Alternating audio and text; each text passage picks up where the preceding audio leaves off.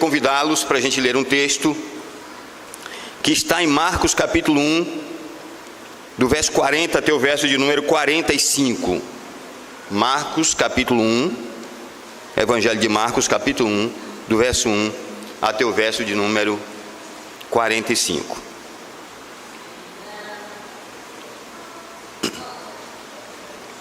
Diz então o texto: aproximou-se dele um leproso, rogando-lhe de joelhos: se quiseres, pode purificar-me. Jesus, profundamente compadecido, estendeu a mão, tocou-o e disse-lhe: quero, fica limpo. No mesmo instante lhe desapareceu a lepra e ficou limpo. Fazendo-lhe então veemente advertência, logo o despediu e lhe disse: olha, não digas nada a ninguém, mas vai, mostra-te ao sacerdote e oferece pela tua purificação o que Moisés determinou para servir de testemunho ao povo. Mas tendo ele saído, entrou a propalar muitas coisas e a divulgar a notícia, a ponto de não mais poder Jesus entrar publicamente em qualquer cidade, mas permanecia fora em lugares ermos, e de toda parte vinham ter com ele. Nós temos diante de nós o Evangelho de Marcos. Marcos é aquele indivíduo que no livro de Atos disse que ele foi com Paulo e Barnabé na primeira viagem missionária desses queridos irmãos. O Marcos voltou no meio do caminho, desistiu da viagem, voltou. E na segunda viagem, Barnabé pretendia e queria levar de volta o Marcos com ele. E o texto bíblico vai dizer que por conta disso houve uma grande contenda entre Paulo e Barnabé, de maneira que Paulo não queria levar Marcos de forma alguma, de maneira alguma, e por conta disso eles se desentendem. Paulo chama para ir com ele Silas e posteriormente Timóteo se junta a eles, e Barnabé vai para uma outra região com Marcos. Este Marcos é o Marcos que nós temos aqui agora, como autor deste segundo evangelho, na ordem que nós temos na nossa Bíblia. Este Marcos, que desistiu da viagem missionária, ouviu certamente aquilo que ele relata do próprio Pedro, e foi testemunha de muitas coisas que ele relata no seu livro. O seu evangelho é um evangelho voltado para mostrar, para provar que Jesus é o Senhor. A intenção de Marcos não é outra senão provar, especialmente para os gregos, para os gentios, o senhorio de Jesus. Esse texto que nós temos diante de nós nos fala de uma cura. Jesus fez muitas curas, curou muitas pessoas. E é claro que Marcos, os evangelistas, destacam algumas dessas curas e dá um relato mais preciso, mais completo, Aqui o texto nos fala deste homem que era um leproso. Se você olhar um pouco antes do texto, desse texto, você vai ver que o texto fala da cura da sogra de Pedro, fala que Jesus fez muitas outras curas, fala da vida de oração de Jesus. Jesus é um homem dado à oração, por incrível que possa parecer, porque muita gente acha que, sendo Jesus o próprio Deus, Filho de Deus, ele não era dado à oração, ou ele não necessitava de oração. Mas o texto vai mostrar para a gente, a Bíblia de maneira geral, vai mostrar para a gente que Jesus é um homem voltado, ou foi um homem voltado à oração, profundamente comprometido com a oração. O texto então nos fala deste momento em que Jesus estava orando e depois nos relata este milagre que ele opera aqui. O texto fala que um homem leproso se aproxima dele e de joelhos clama para que ele o cure e diz: olha, se quiseres, podes me curar? E Jesus simplesmente diz: eu quero. O cura, ele é purificado, manda que ele vá ao sacerdote para cumprir com a obrigação que se tinha de se apresentar ao sacerdote toda vez que alguém se sentia ou se via curado de uma enfermidade, especialmente enfermidade de pele, porque não havia só um tipo de lepra, mas vários tipos de lepra. Essa pessoa tinha que se apresentar ao sacerdote para que ele fizesse um minucioso exame, e feito o minucioso exame, o sacerdote declararia se ele estava ou não curado. E Jesus, embora tenha desobedecido um preceito também com respeito a esse assunto, ele aqui pede a este homem que cumpra o preceito, que é ir até o sacerdote. Qual preceito Jesus desobedeceu?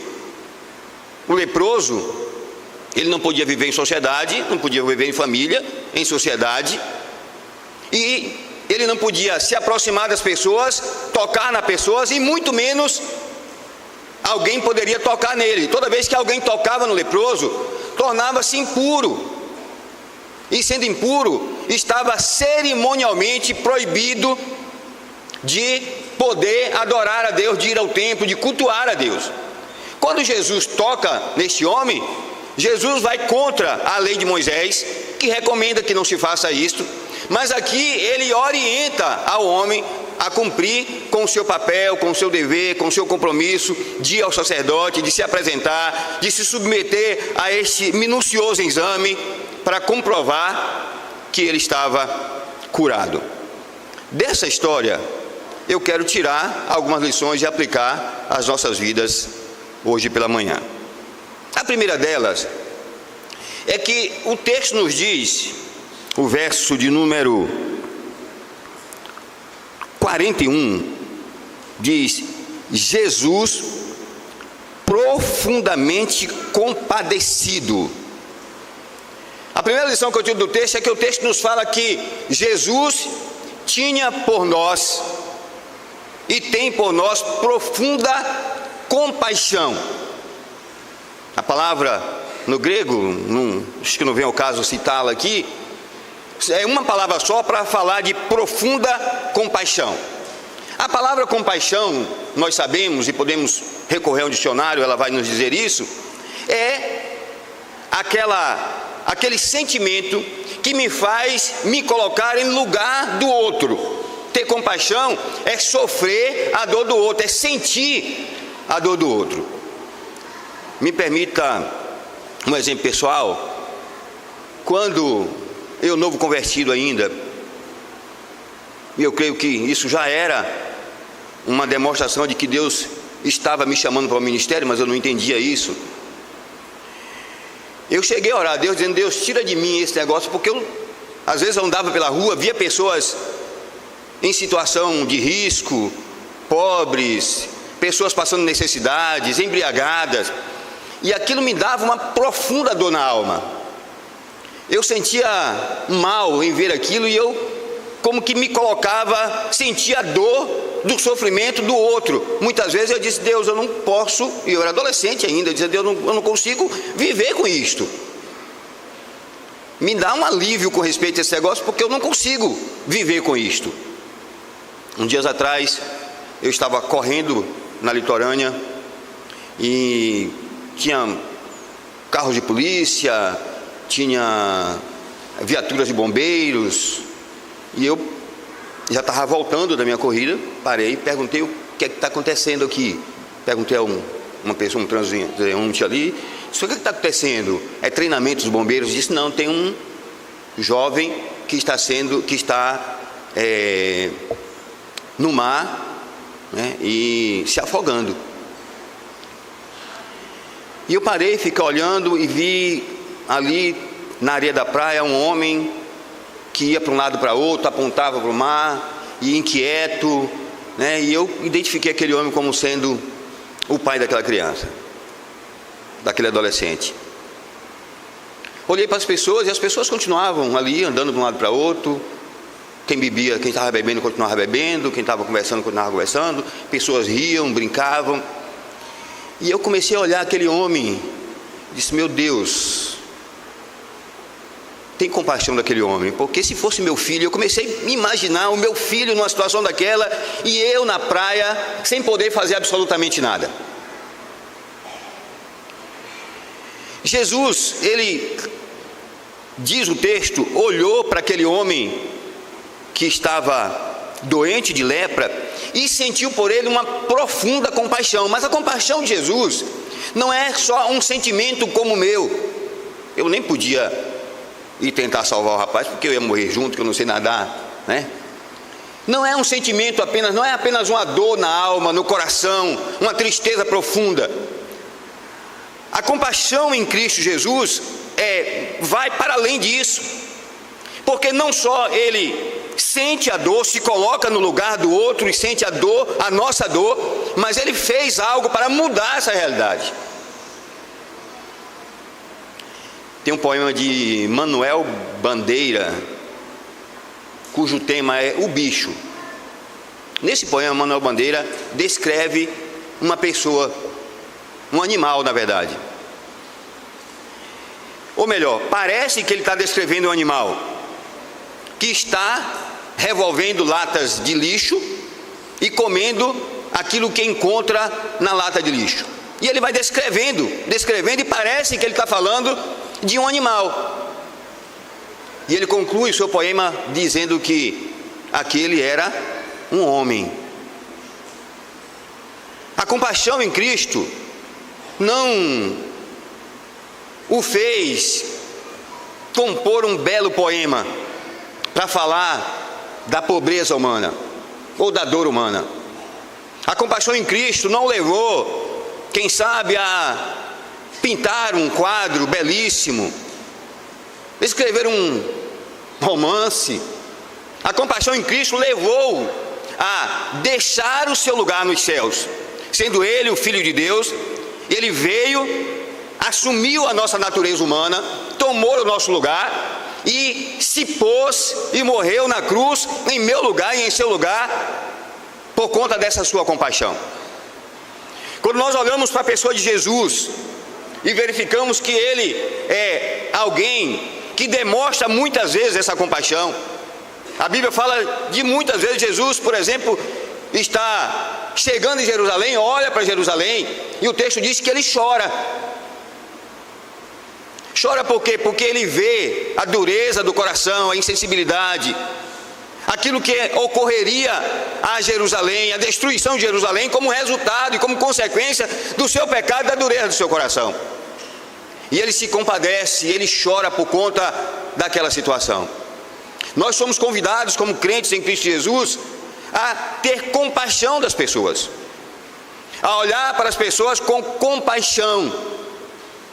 E é a compaixão que deve nos levar a anunciar o Evangelho e a pregar o Evangelho.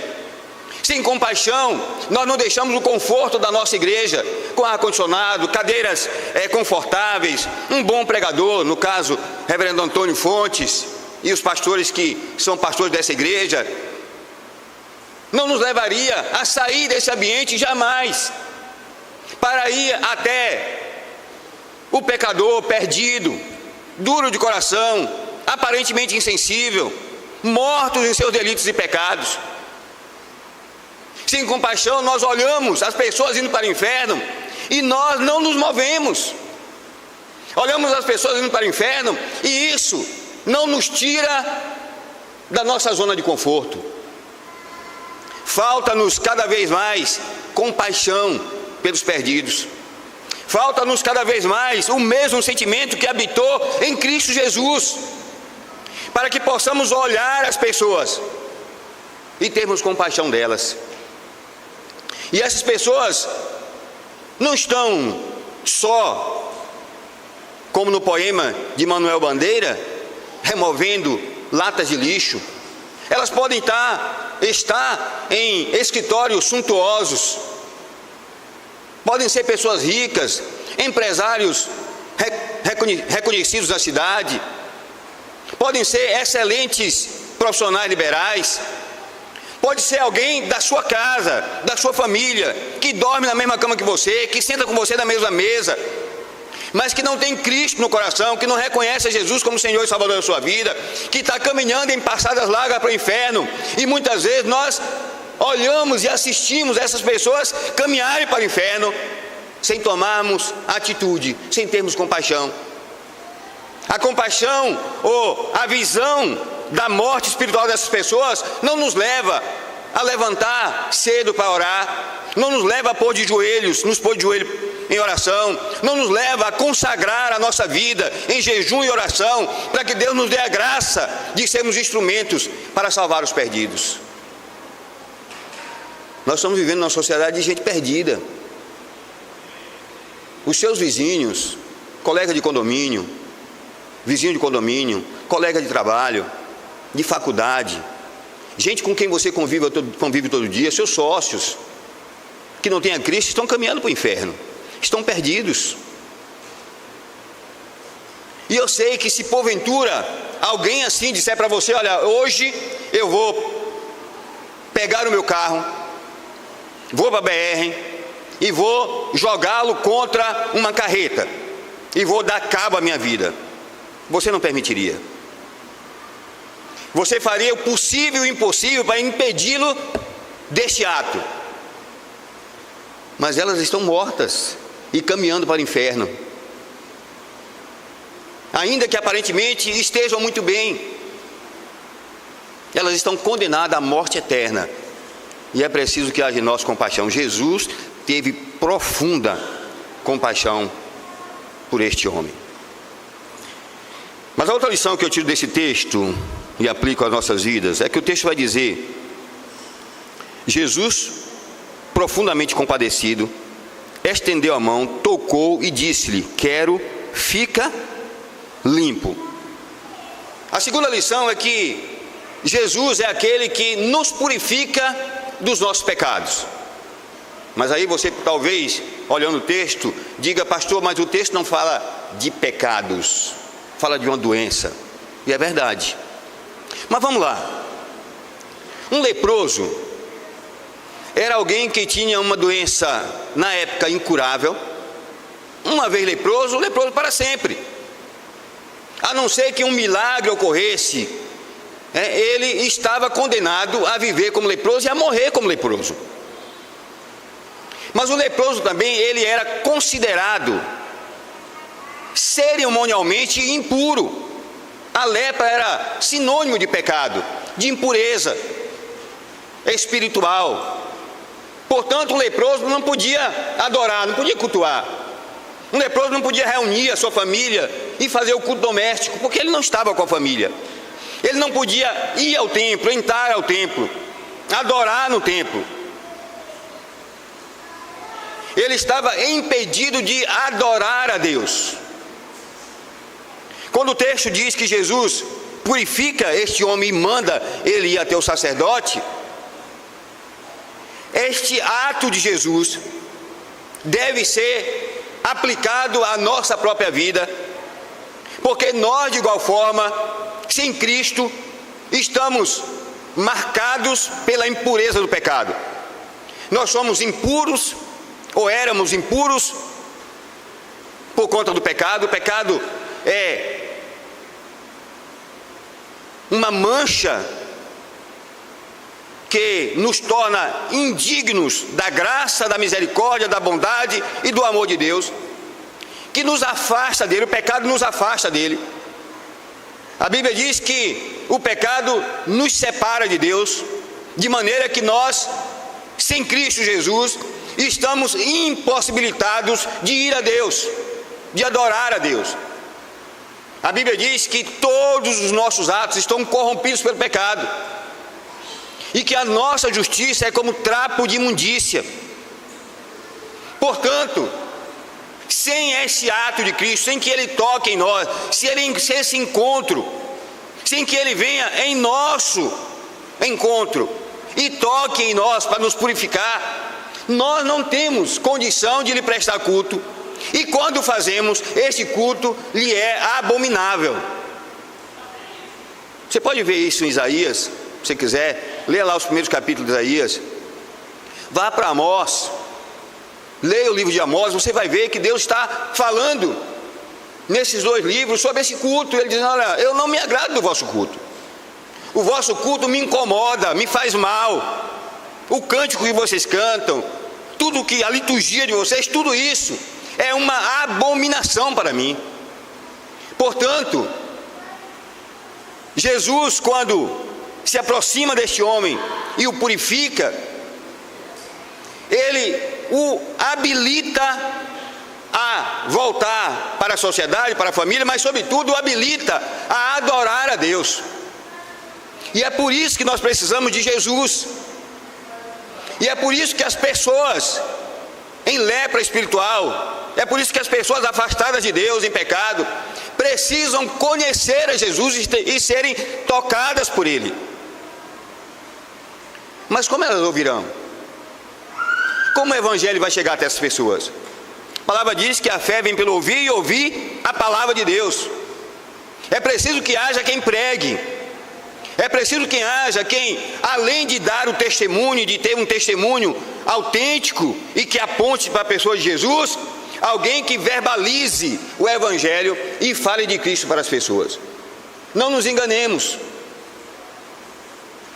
Uma boa faculdade, ter sido criado numa boa família, recursos econômicos financeiros, sucesso, nada disso torna o homem apto para adorar a Deus.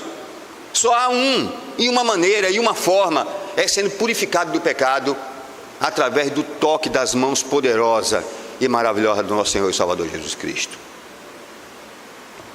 O texto também diz, embora não diga de forma clara, que Jesus, quando nós nos encontramos com Ele, e eu sou apaixonado por textos que falam de encontros com Jesus, nos diz também que Jesus restaura completamente a vida deste homem. Vamos imaginar aqui, vamos pensar aqui, um leproso, alguém acometido de lepra. Essa pessoa aparecia uma mancha na pele, ele deveria ir ao sacerdote, ele era examinado pelo sacerdote, e o sacerdote, se dissesse: olha, isto é lepra, e depois do exame minucioso constatasse que era lepra, essa pessoa tinha que, no máximo, quem sabe, voltar em casa, pegar uma muda de roupa e sair da sua casa. Mas ele não saía da sua casa e ia para se hospedar num hotel, numa pousada. Não, ele saía da sua casa e ele saía também da cidade. As cidades eram cidade-estados, elas eram muradas, eles tinham que ficar para fora dos muros da cidade. Ele rompia com os seus relacionamentos familiares, sociais. Essa pessoa não podia mais trabalhar, então ela tinha problemas econômicos, financeiros também. Não podia mais sustentar a sua família. E como se tudo isso fosse pouco, essa pessoa tinha que denunciar o tempo todo o seu estado de miséria. Um leproso não podia se aproximar menos do que ficar a menos de 50 metros de uma pessoa sã. E quando o leproso se aventurava a sair da sua comunidade de leprosos, se houvesse mais de um naquela cidade, ele tinha que estar com o seu rosto envolto no lençol, num pano.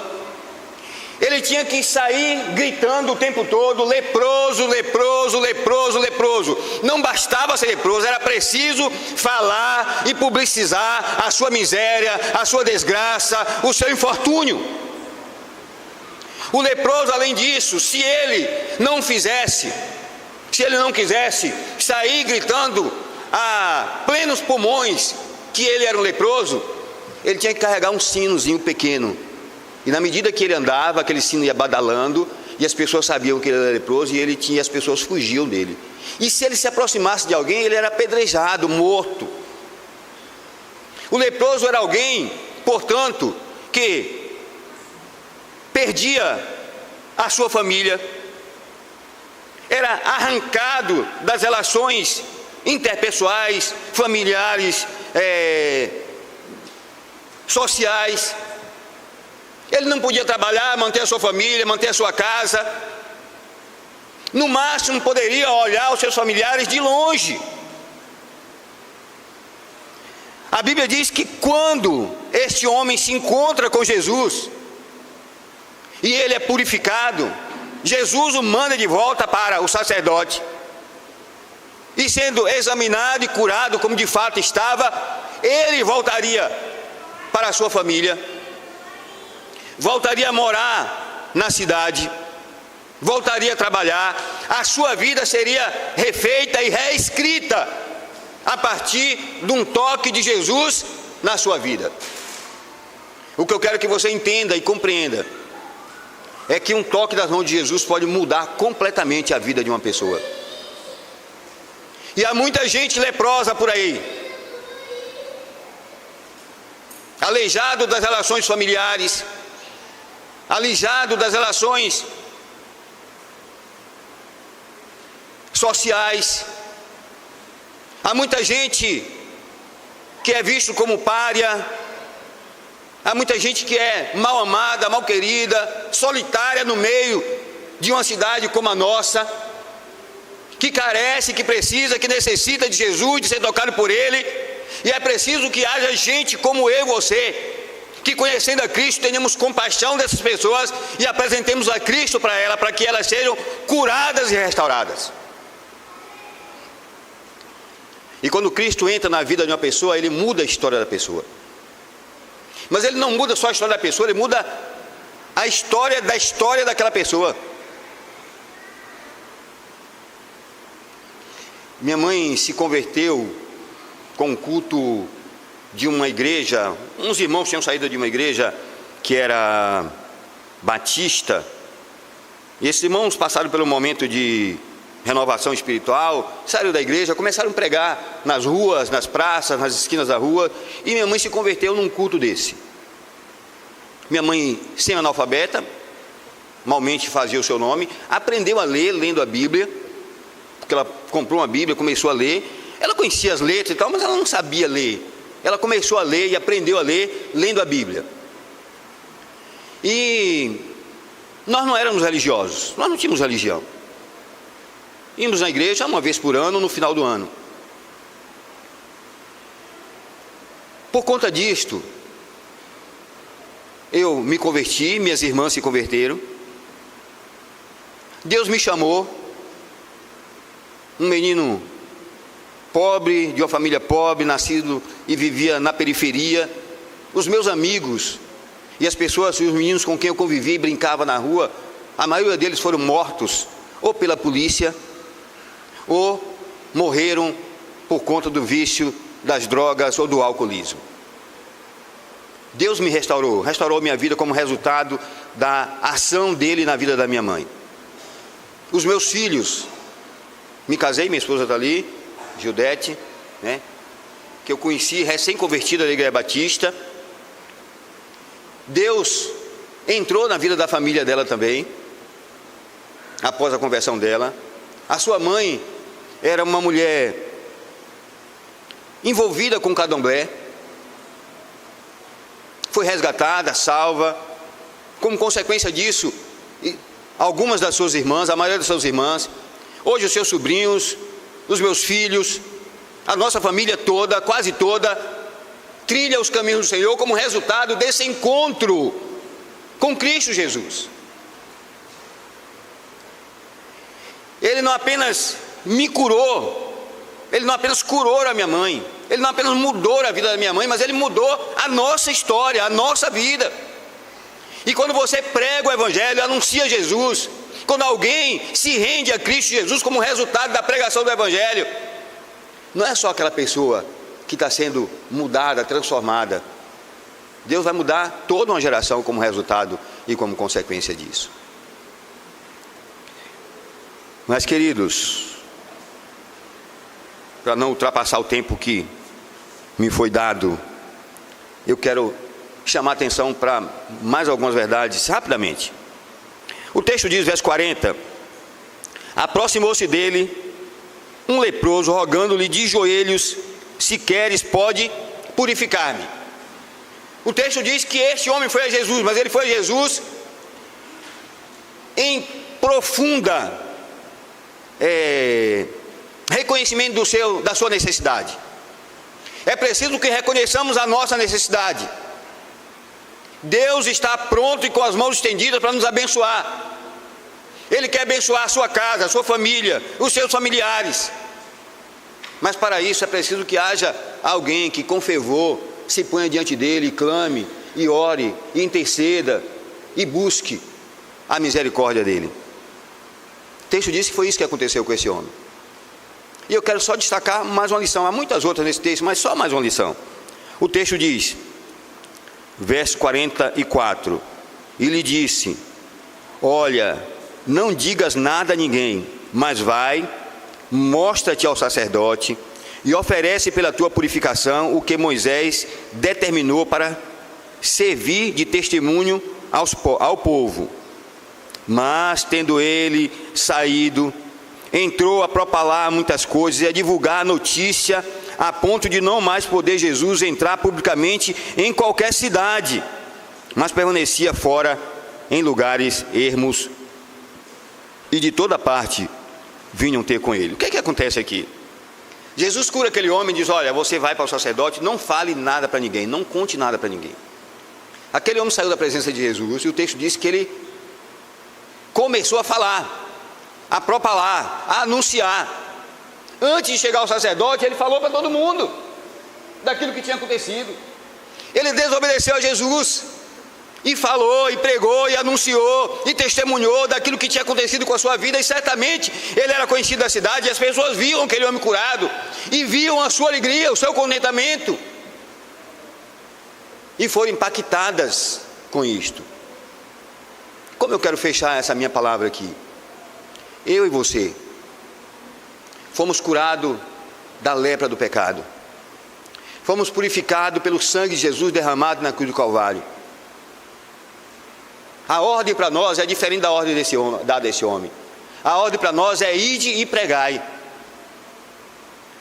Nós fomos curados e, diferentemente do que foi dito a esse homem, nós temos uma ordem, um mandamento para anunciar.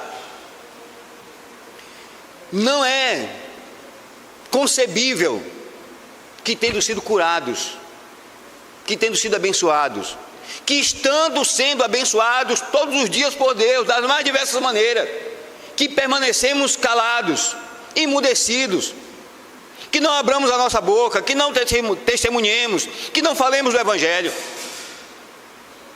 Aquilo que Cristo fez por nós e continua fazendo em nossas vidas todos os dias, deveria nos impulsionar a sair pregando o Evangelho para todo mundo, o tempo todo, em todos os lugares. Concluo com uma ilustração que eu vi, uma época de um homem que estava condenado à morte. Ele ia ser fuzilado, e era dado ao prisioneiro o direito de uma entrevista com um religioso, com um sacerdote. E foi um sacerdote conversar com ele, e falou com ele de Jesus, e pregou o Evangelho para ele. E aquele homem condenado à morte olhou para aquele sacerdote nos olhos e disse para ele o seguinte: se eu cresce em Jesus como você disse que crê, eu percorreria toda a Inglaterra, ainda que de joelhos, para falar isso, mesmo que fosse apenas para um homem. Nós deveríamos percorrer as nossas cidades, cada canto, cada praça, cada rua, cada viela, para anunciar e para falar de Jesus para as pessoas. Que Deus nos abençoe.